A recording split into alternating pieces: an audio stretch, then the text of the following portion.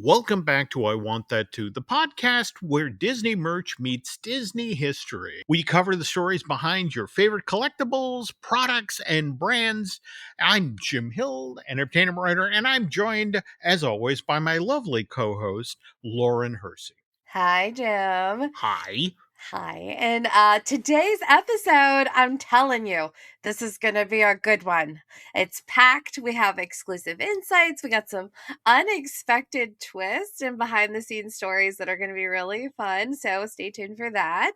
And today we are diving into one of the biggest announcements I thought that came out of D23, which is that Monsters Inc. is finally getting its own themed land in Hollywood studios. Mm-hmm. But that is not all.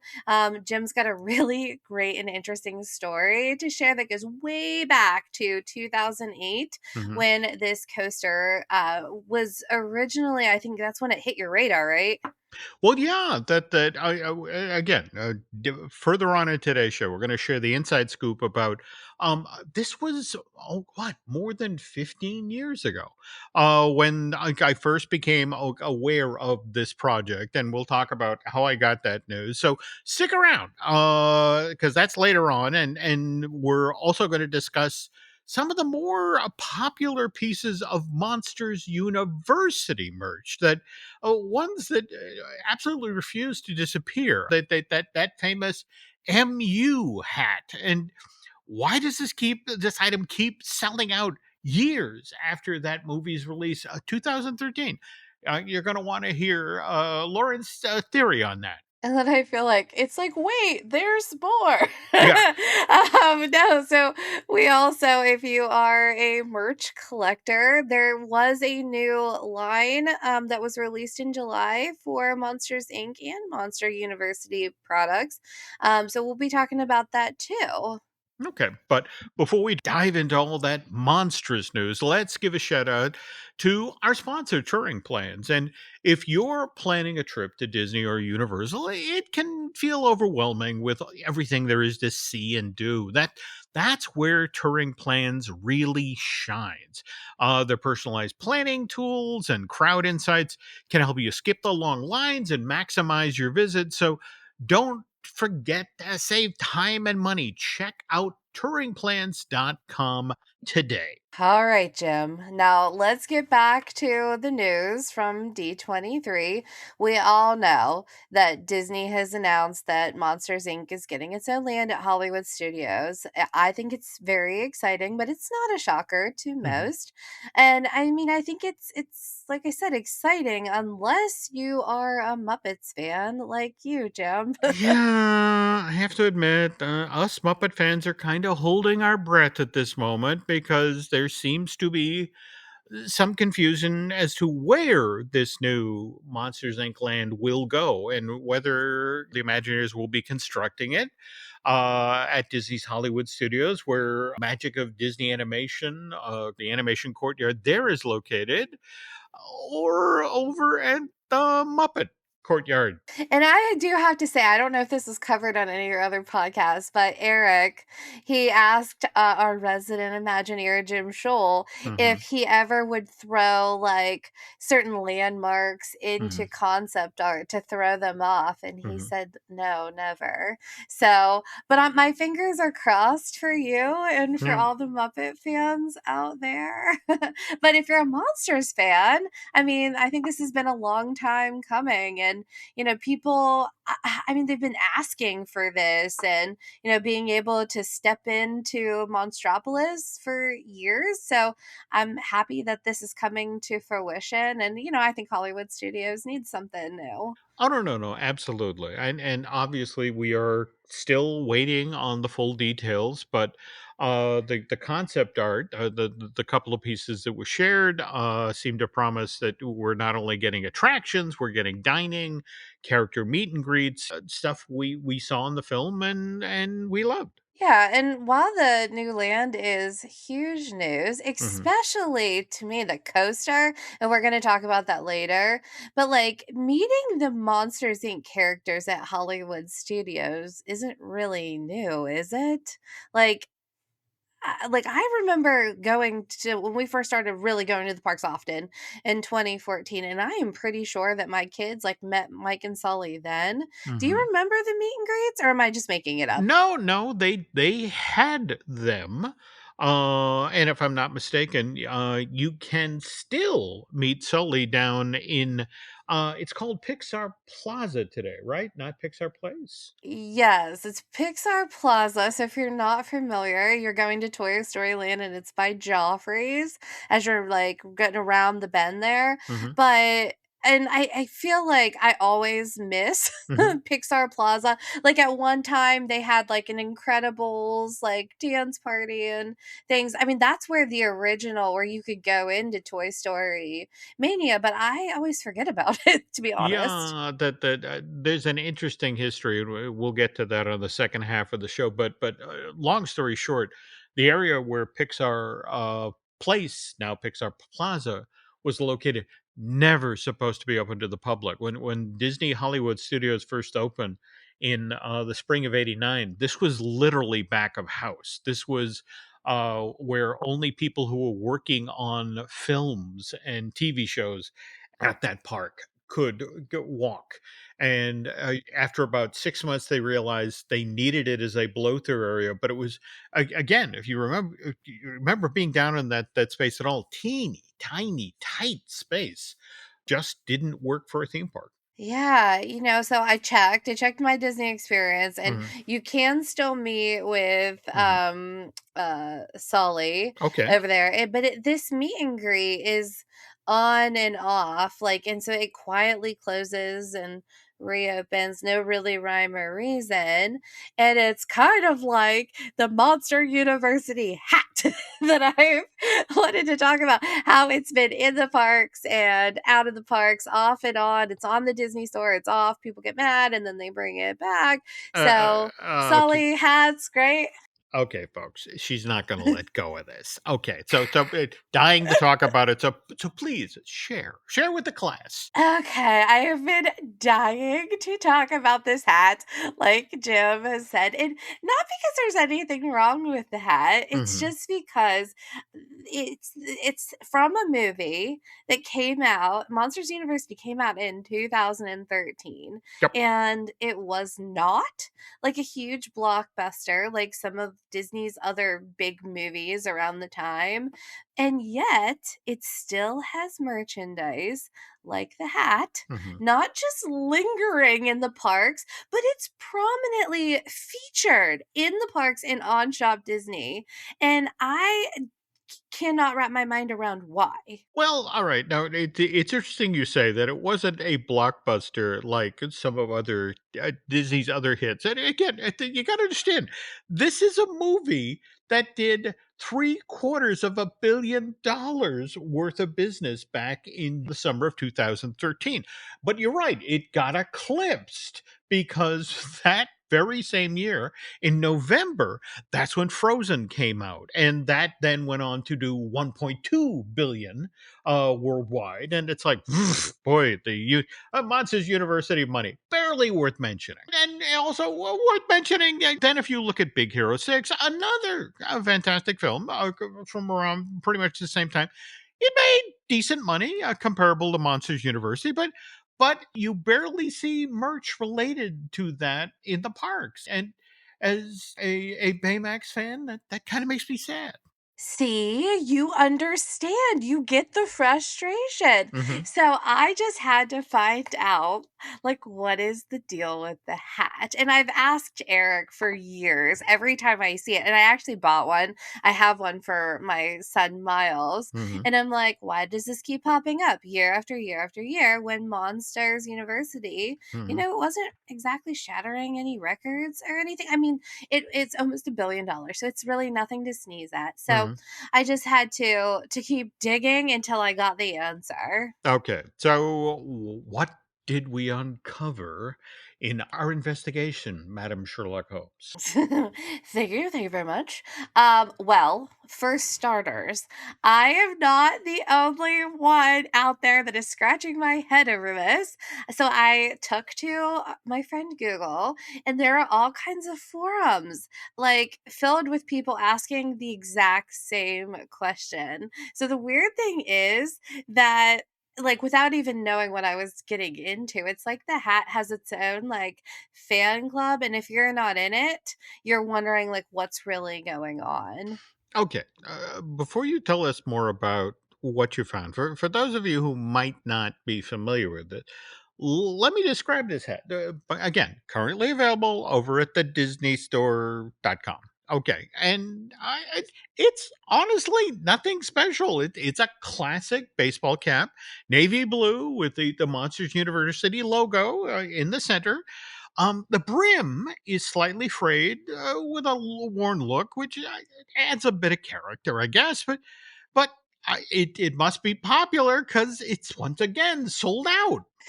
See, it is popular all these years Okay. later. Hmm. So, with the hat selling out, it might not just be the style. I mean, it could be like the Monsters Land, Monstropolis, coming to Hollywood studios that got True. people True. really excited. Hmm. And like for the reason that it sold out, I don't know. Hmm. But I Hmm. asked Eric, who Hmm. is not only the host of the Epic Universal podcast, but he also is an SEO strategist and owns a digital marketing company for a living. Hmm. And he confirmed that online searches for Monsters Inc. Hmm. doubled after the announcement to today. And Hollywood studios, that search term is up Hmm. 170%. Wow. So I'm thinking, that surge could be, have contributed to maybe the hat selling out, but who knows?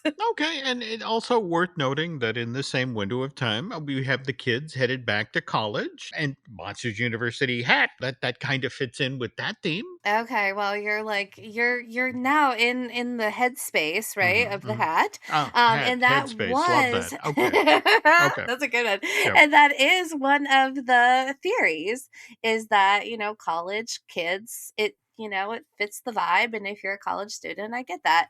And so other reasons the hat is popular, if you've seen I know you've seen it. If you're a Disney fan, you've seen it. It's pretty understated. It's not like, your mini ears or some like goofy hat. So it is more ideal for like an everyday wear situation. And so here's one of the things that people online say is a nice part of the hat is Mhm, that it's like if you're wearing it out and you see another person wearing it, mhm. you're like in that unofficial like Disney fan club without saying anything. Like it's a nod to Disney. And I'm assuming it's like Fight Club. Like we don't talk about Fight Club. We just, we just nod and keep moving. I mean, I don't know. So that's a theory. Okay. Okay. Theory number two that I Mhm, have is teen girls and the impact that they have on trends. So, no, this hat this is not new. I mean, this hat has been, in the parks probably since 2013, 2014. But at a moment, teen girls had mhm, hats were making a comeback. I didn't know hats were out of style, but they were making a comeback and, like, everybody was wearing them, and if you think about, like, Stanley cups or wearing, like, Crocs with socks or those Lululemon, like, crossbody bags, which are basically, like, a very chic, bougie version of fanny packs, mhm, like, they made all of those things into major trends, so I think the hat got lumped in there, mm. right? Okay. Interesting theory. What else you got? All right, I think this is my last theory. Mhm, But the hats are super popular in California amongst different demographics, but there seems to be a tie between the Dodgers and this hat. I think they're kind of similar in their colors. And so if you're a Dodgers fan and a Disney fan, like you can share your love for both in one hat. Okay.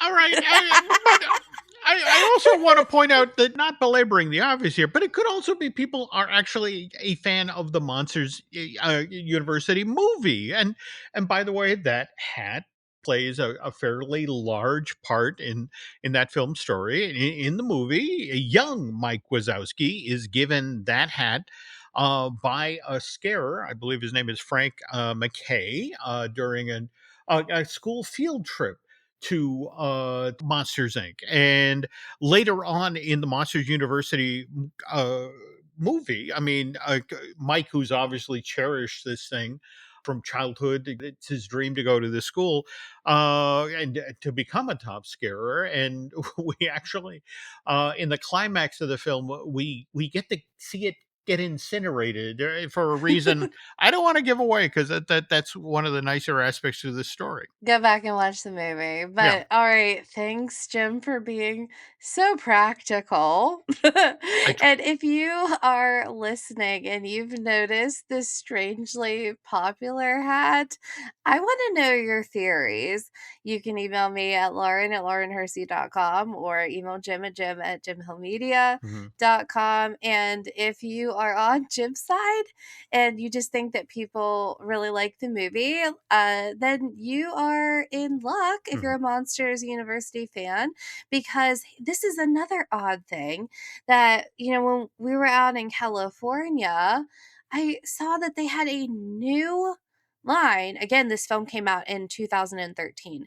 They had mhm. a new line of Monsters University merch at the theme parks. Oh, alright, that's kind of intriguing. So, what new stuff did you see in the Monsters University merch line? Okay. So the first of all, what from what I can tell, Mhm, they have items that are exclusive to the theme parks, but it's also at Disney World and Disneyland. mhm, And then there's another part of the line that is on the DisneyStore.com. So we've got apparel. They leaned heavily into pendants. They have some throw pillows that match the new Loungefly backpack, which is so cool. mhm, And the line came out in July. So my first thought was, because I thought it was odd that there was this new line, um, that's weird. And then the next day, they made the announcement that Monsters Inc. is getting the land. But it came out, like I said, in July, and kids were going back to college. So I'm not really sure like what it is, mhm, specifically why, like the timing of it. mhm. But to me, if we're looking at this new collection, the standout item is the varsity jacket. Okay. It's got that real collegiate vibe. It's got Archie the scare pig on the front with the MU logo. Mhm, And there's lots of different patches. One on the sleeve has M University 1313, and the other is Uzma Kappa pennant, which is really, really cool. mhm. And I don't know if there is like if these are becoming popular, because do you remember me telling you about Mr. Toad getting a varsity Yeah, jacket? yeah, I do recall you mentioning that. That was, in fact, that was another one of the things offered at the D23, the big, hard to get into store there, right? Yeah, the marketplace, but it Mhm, was at the same price point as this varsity jacket. So they're 79.99, mhm. which, for a jacket, it's what No, it that's pretty is. good. That's pretty good. Okay. Yeah, and I mean, I can't talk about the line without saying that they came out with a new hat. Um, but honestly, it is not nearly as cool as the original one we talked about. Mhm, This one is also kind of like understated and basic. It's like corduroy with the MU logo and chenille in the front. It's 34.99, and it is in the park and at Shop Disney. Okay, well, that stuff all sounds cool, especially the varsity jacket. And all right, folks. So we've covered a lot of Monsters University merch, but stick around. There's still more to come. We'll take a quick break here, and when Lauren and I get back, I'll do a deep dive into some of the original information that accidentally got leaked about the Monsters Inc. Laugh coaster that's coming to Hollywood studios. Again, originally announced back in 2008. But first, this. And we're back. Okay. Before the break, Lorna and I touched on the big news coming out of the D23 Expo that Monsters Inc. is going to get its own themed land at Hollywood Studios. And it's not just any land. It's going to have attractions. It's going to have restaurants. It's going to have character meet and greets, and it's all going to be set in Monstropolis, the city that was home to Mike and Sully.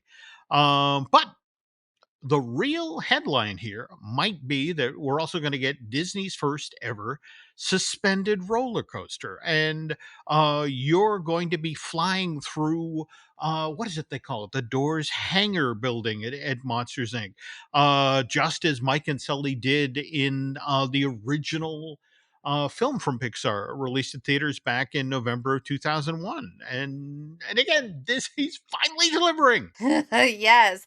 And Jim, you know a little something something about this coaster and cuz it's been in the works for a while, right? Yeah. Okay. So, Lauren's not wrong. I've been following this project for a very long time. In fact, I caught wind of the plans for this, to be specific, back in July of 2008. And so to finally, more than 15 years later, to learn that this is finally happening, just really exciting. But all right, Lauren, let me tell you how this got started. And okay, so I in fact I actually built a little doc here. All right, now remember, important to recall that the the Florida version of Toy Story Midway Mania opens in May of 2008.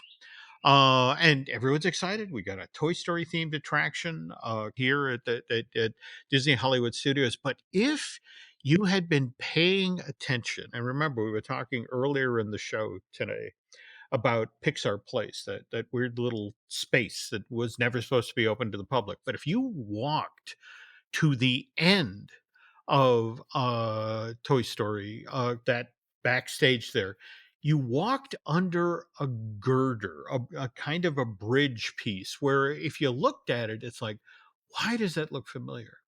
And the reason it looked familiar is that it had been designed to look like it was something out of Monstropolis. And what that was supposed to give away, Lauren, was that the building right next to this, which was Sound Stage One, was where the Imagineers planned to build, as we just mentioned, Disney's first suspended coaster, the Monsters Inc. Laugh Floor. I mean, they gave us a little hint of monsters, but that didn't happen, Well, right? yeah. Now, where this gets interesting is that, evidently the original plan was that Disney was going to reveal that this coaster was in the works in October of 2008. And Lauren, that's largely because Disney historically, well, they celebrate the anniversary of the opening of Walt Disney World in October, because, of course, the Walt Disney World Resort opened October 1st, 1971.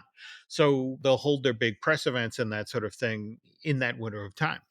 But what wound up happening is that they had created a 2 minute long video.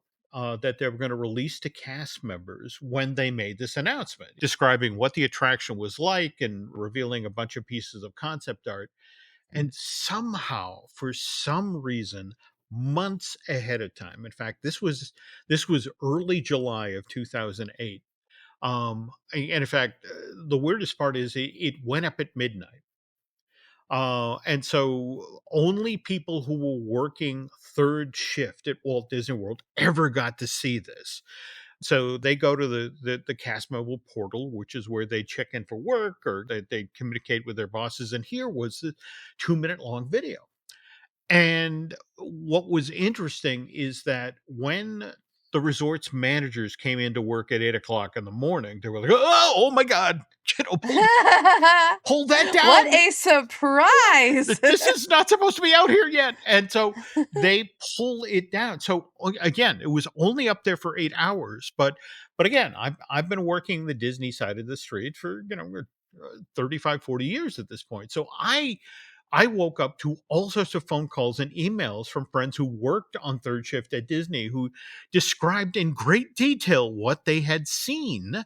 And I took a couple of days to pull together a story and made sure to double and triple source the info I had. So what did they say? I'm Well, dying to know. okay, well, the gimmick of it is that they took Soundstage 1 and effectively turned it into the entrance of Monsters, Inc. from the 2001 film, and as you made your way through the queue there in the lobby with Celia, who welcomed you to Monsters, Inc., and eventually you found out that you were there on the day of an open house.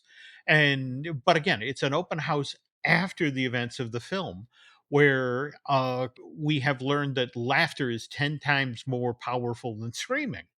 And so Mike Wazowski has kind of a hidden agenda. He wants to get you into the building, all of you humans, get you screaming and laughing so they can fill the new giant canisters. So this is everything you learn in the queue.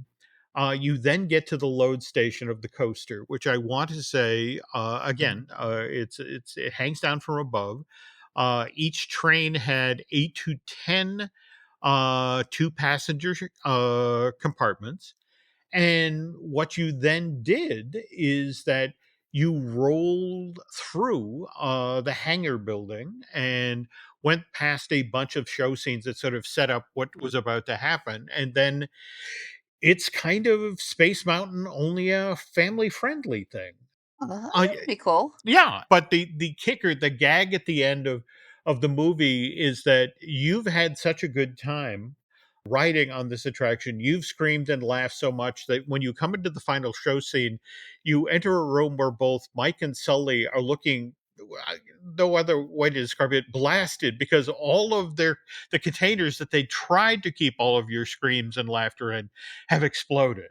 And Mike, in a line straight out of a variation of Chief Brody's line from Jaws, is like, I think we're going to need some bigger canisters. But no, it was charming. It was fun. It was going to be a great addition to the park. So I wrote up the story. I put it online, and everyone got excited. And then in the very next month, August of 2008, the housing bubble began to burst, and which the very next month pushed Lehman Brothers into bankruptcy, which is why in October of 2008, we had what they now called a financial correction, which is a really cold, bloodless way to explain. This was the greatest financial crisis the world had faced since the Great Depression in the 1930s, and a Disney that was suddenly frightened at the idea that people were going to cancel all of their family vacations and not go to Walt Disney World, literally put the brakes on everything that was planned for the parks, including the Monsters Inc. Laugh Floor coaster.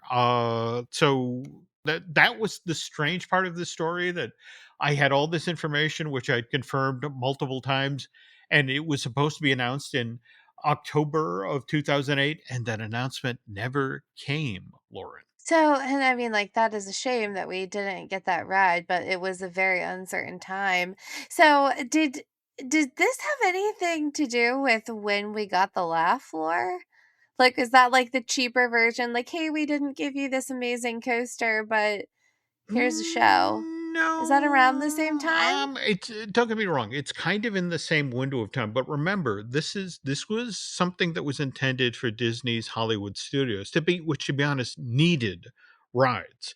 Uh, Right. and remember, they in fact, I should have mentioned that the plan was that the Monsters Inc. Laugh Floor would begin construction in 2009 sometime and would be open in time for 2011, which is significant because that was when Disney World would be celebrating its 40th anniversary. So this was going to be the big attraction for that year. And in fact, it's our friend Mr. Shule who talks about how there are these things that Disney builds for the parks, these big rides, with the idea that they will create what's known as intent to visit, with the idea that you're sitting at home and you're trying to decide what you're going to do with the family for vacation. In fact, by the way, it's mostly the moms who makes this call, uh, and you're looking. It's like, wow, Disney's opening that new Monsters Inc. Laugh Floor coaster. It's like, okay, we should go. We should check that out. And it's a ride like that that you think the whole family can ride that actually pushes the intent to visit. But it's exciting though because I mean it's finally Mm. coming to fruition. Like, and another thing Jim Schul always says is like none of these like good ideas don't get scrapped at Disney. They might not happen. Oh, no, no, no. That this is true, but where this especially gets interesting is, well, remember, it was supposed to be built just up the street from Toy Story Midway Mania, and again, now if we jump ahead 5 years from 2008, it's now 2013, and the folks at Disney's Hollywood Studio are like, I don't think we're ever building that. And more to the point, we have a problem with Toy Story Midway Mania. We still have long lines. And more to the point, we have no space for people to queue up for this ride. And can we do something about this? So this is when they actually make the decision to build the to expand Toy Story Midway Mania. They add a third track, but it means sacrificing the building. Soundstage One, where originally the lobby of Monsters Inc. was going to be built, the actual coaster building would have been built behind that. But at the same time, there's the folks who are managing the park are like, look, this is a band aid on a heart condition. All right, yeah, adding a third track is going to be helpful, but we have so much demand for this IP. We need more. And I want to say they announced the expansion, and then almost immediately on the heels of that, we learned that, well, never mind about the third track. We're going to build a whole new Toy Story land. 14 acres with a family friendly coaster and and a spinner and a counter, a quick service counter, a restaurant, and eventually a sit down restaurant. But as part of that, we're because again, that Pixar Place area was never built to be a place where people would queue up for an attraction. That sort of thing. We're literally going to swap the entrance of this building around to the other side. I wonder if when they do open Monstropolis, if they'll just shut down that little area back there. Well, it, but Or it, if they'll still have the Incredibles meet, like Well, I think that what's interesting about that, Lauren, and you just pointed that out earlier in the show about how it keeps opening and closing and opening and closing. In fact, when Toy Story Land initially opened in June of 2018, they closed Pixar Place. I mean, they literally put up a fence and blocked that off. yeah. But then, over the next few years, as well, think about it. You had to open Galaxy's Edge, and then you opened Mickey and Minnie's Runaway Railway, and more people poured into that park. They needed additional places to put people, which is why 5 years after they closed Pixar Place, Pixar Plaza opens up. And we now get Well, the Edna Mode experience, where again, keying into your Incredibles thing. Likewise, we get our Monsters Inc. Meet and greet with Sully. So it's again getting back to Mr. Schul. No good idea goes away, and it's just the notion of, well, this area doesn't work as a queue space, but boy, it's really could be cool for a bunch of small little meet and greets, and that's what we have today. Right, and I do remember, like, when it was The Incredibles were celebrating an anniversary, and they had a dance party back there, They so did. I guess it's good to have, that space, and, Mhm, the cool thing about the coaster mhm. is think about, how far we've come in the advancements of ride technology and storytelling since then, so I'm sure that this new version of what we're gonna see is gonna be even better than what they had originally planned. Well, I mean, again, you have not just the ride, but you have the city of Monstropolis. You have, for example, Right. that they're going to have the restaurant Harryhausen's. I don't know if they'll serve sushi there, but we'll find out. There are also, and by the way, if you look at the concept art, I wanted to point out an interesting piece of merch that they seem to be planning for this land. Is it Did a you hat? well, no, it's actually, do you know the baby Bjorn things where the dads can carry the babies in front of Yes! them? Look at that concept art again. There's a dad who has a monster baby hanging off the front of him. And, if you think about how, for example, if you go over to Pandora, the world of Avatar, Animal Kingdom, and you can get one of the little dragon creatures to sit Little on your shoulder. banshees, yeah! Yes. All right. Again, look at that art. Look at that baby. I would bet you Disney's looking to sell people monster babies. Like Build-A-Bear for There we baby go. monster babies. Monster baby. So, Listen, I think that's a cool one. Build-A-Bears had a backpack. Who wouldn't want a monster baby strapped to the front of them? Unless you have a real baby strapped to you, of course, but well, there we go. There we go. But just again, just wanted to point that out, and just, we're planting a flag here saying that I think that's merch. I think that's Monsters Inc.'s Banshee. listen, and that is what we're doing here on I Want That Too. We are always trying to find stories that we try to keep the merch, but have some fun Disney history, to Absolutely. keep things interesting and fresh. But on that note, Mr. Hill, I think it's about time that we close up shop. Yeah, I think for this week that will do it. Coming up on the next episode of I Want That Too, we are continuing to talk about monsters, but this time Jim is going to be sharing a story about the Little Monsters on Main Street event, and that ran at Disneyland from 1989 to 2012. A long running event you may have never heard of. So, and we always do, we want to hear from you, and if you're excited about the new Monsters Inc. land, let us know. Or if you have theories on where it might end up, also. And I mean, if you just want to talk about the hat, Mhm. find us as well. Okay. Okay.